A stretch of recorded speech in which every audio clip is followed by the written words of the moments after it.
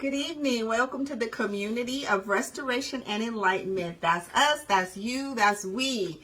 The Core, COREOF, letter U, and that's on IG, Facebook, YouTube, and our website. And we are always ready to vibe with you on a Friday evening. No doubt, no doubt. What's going on, family? Hope everything is going well. And always, we like to greet you with love and especially peace in your heart and in your home.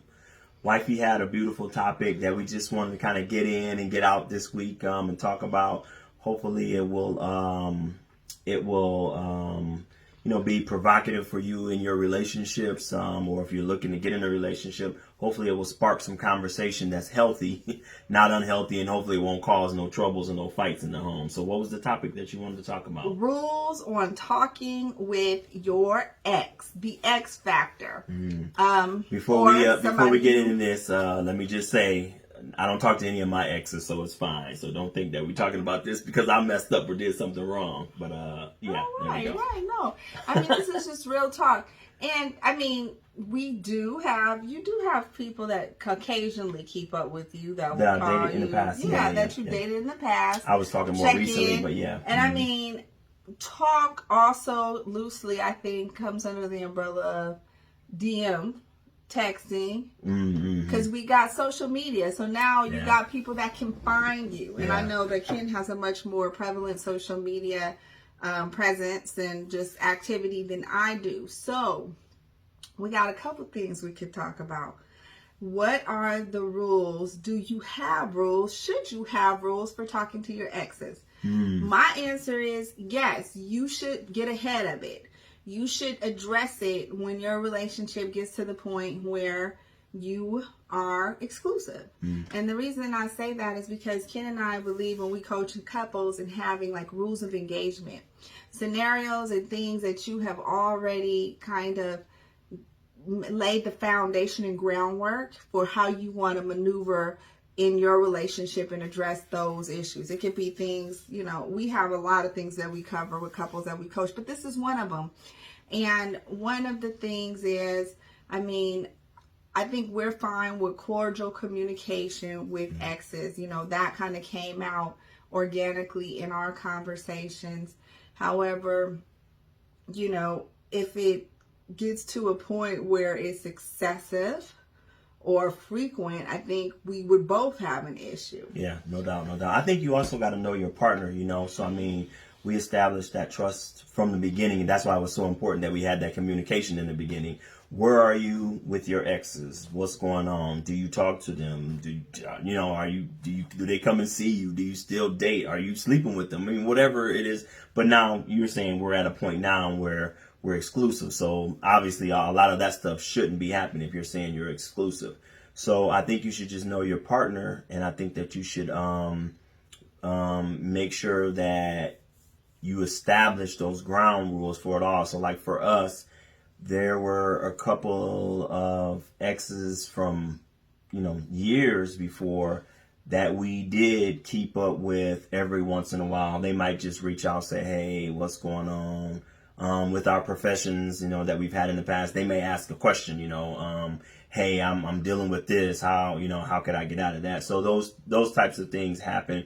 And so the reason why I said, because we talked about it and we discussed and we laid the ground rules, these conversations probably shouldn't be happening at like 2 and 3 in the morning. That should be respectful. Yeah, you know what appropriate time. Appropriate time. Unless obviously if it's an emergency, if it's an emergency, you would hope that your partner is respectful enough to you to let you know, hey, I got this call about this or whatever, and it was pretty serious, and just gave him or I gave her some advice and they were cool. They may call back to just let me know how it went or whatever, those things. But those are professional conversations or adult, mature conversations. It should be, let's meet here. Let's do this. So I saw you. You look great.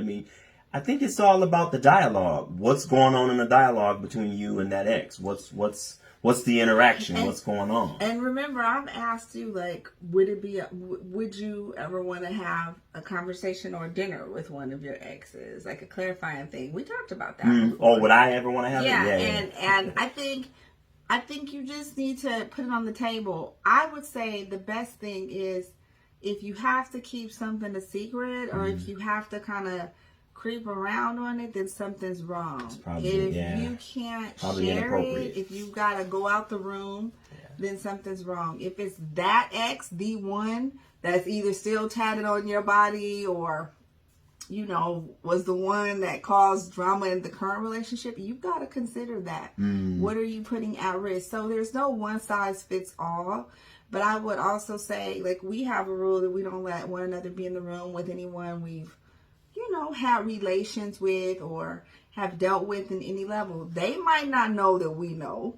We don't need to know, but we know. So that way, no one, because people get catty. They do little things. Petty. Or sometimes they're immature. Petty. Oh, yeah. And I'll tell you, it has come up before where it's just, I was so glad that we had talked about it, or that in my instance, he was aware of someone I had dealt with, because we were in another state and it still, ran into somebody, but we had already addressed it. So it was great, because you never know when you might end up at a social event or a social gathering, a wedding, anything.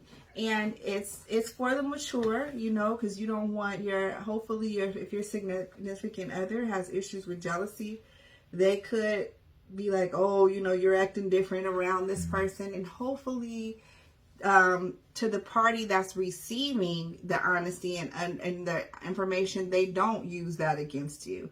And if they do, then you've got a different issue that needs to be addressed, because that means there's some trust issues that have either come up in the past that have not been fully resolved, or lingering under the surface, and what's causing it.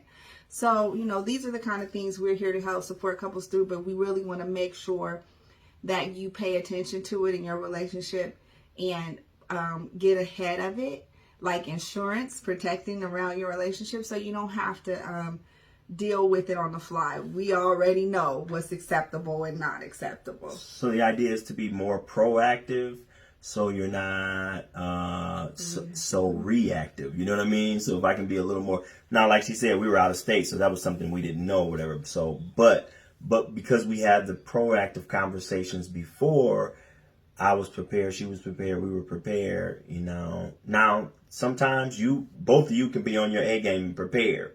I'm not jealous, she's not jealous, maybe my ex, maybe her ex, maybe whatever, right? And you see that person and it's something going on with them. So then you got to be mature enough to handle it. Maybe they want to be petty or say something or do something, and you're like, here we go. So you need to make sure you hurry up and get yourself out of that situation if you possibly can, right? Because, you don't want to cause a rift in your relationship that just doesn't need to be there. But I think that's the importance of what I was saying earlier, making sure you really know your significant other. Make sure you really spend time with your significant other. Because you just never know. People can lie. People sometimes maybe telling the truth. So whatever it is, if you know your significant other, hopefully if they say something that's off the wall, you can be like, oh, okay, here, this person is being petty, because I know the person that I'm with, and I know they wouldn't even say or do or act like that. So I think it's just really, really important. Fellas, we have to learn. We have to learn. Speaking from the male point of it, we just really have to learn to be able to handle it and address it, nip it in the bud, and move on, And for me, it's not difficult. I don't really keep in contact too much with too many exes. So it's not really that difficult for me. I just really, really don't. There may be a few that may call here or every once in a while, but it's not something that happens all the time. And wife, she has my social media. We've talked about this before on TheCoreofU. She has all my passwords and stuff to my social media. She can get to it. So there ain't going to be no DMing and no crazy stuff going on anyway. So. And I will say this. We have had situations in the past that look weird, look funny. People joke, text messages, things like that. Don't give your partner the benefit of the doubt before you. That's something we've learned in our relationship. Everything that looks or seems weird may not be. And if you do feel like something is inappropriate, then now you've got a new line to draw, and you could just say, listen, this made me feel uncomfortable. Can you not do that? Yeah. Or let's say if you didn't do anything, let's say if the other person did it, you need to be man or woman enough to let them know, hey, you cannot. If we're going to have this interaction, You know, my significant other is mature enough that we're mature enough. You cannot say things or do stuff like that. It just doesn't look right. I know what you meant and whatever. No, you can't. You cannot. And if you are, then you and I can't be friends. We can't be cool. Sometimes it just has to be that way if people can't handle it and they're not mature enough. If you really value your relationship with the person you're with, and you really are ready to take it to that next level, then, sometimes you got to make those tough decisions and say, nope, I'm not even going to have that interaction because they can't handle what we have going on over here. And it's not worth it. I've built too much. It's not worth it. Yes. And I think up under this umbrella also comes meeting new people. And how do you deal with that? Because we both network. We both get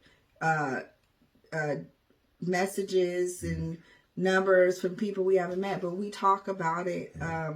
We let them know, I got this new contact, or, this is somebody that might be beneficial, and this is why I'm now networking with this person. Absolutely. So that way, it doesn't become an issue. It doesn't feel like you are doing something under the guise of something else. And if you are, just remember, if you're feeling something inappropriate, or if you're having inappropriate thoughts, then it's something that you need to kind of deal with in yourself and know that you can't handle that type of temptation. Maybe it is an attractive person. Is this something you want to bring into your space? If you can't handle it, don't even open the door. Don't even open the door. As my father used to say, keep the main thing, the main thing. And I think that's what's so important. If you keep the main thing, all the secondary and, third stuff won't bother what's the main thing. So just keep your eye on the prize, stay focused. Don't get distracted, because it's easy. It's easy for all of us to get distracted. Be on the rooftops like David in the Bible gazing. It's we both are honest about that. You see attractive people all the time. Of course. But is your head gonna stay on a constant swivel, or if you're gonna, you can admire beauty, you can admire handsome, but take care home and understand your motives and your intentions, and keep your relationship protected. All right, y'all. Another CoreofU Friday conversation. We hope that everything is going well with you. We hope to see you soon. Share the video if there's anything that you would like for us to see us discuss. If you would like to get in on a discussion, just let us know. We're always looking for other couples, other people. It's not just about couples, too. It's about individuals. It's about life. Whatever is going on, whatever you're dealing with, whatever you may be facing. We just want you to know that you're not alone, and you never know, because we are a community. Someone else may have gone through it and may have the answers to the questions that you've been asking for many years, or maybe it's something you experienced new. So we thank you, community. CoreofU, IG, Facebook, the website, CORE of the letter U, the CORE of the letter U. Peace.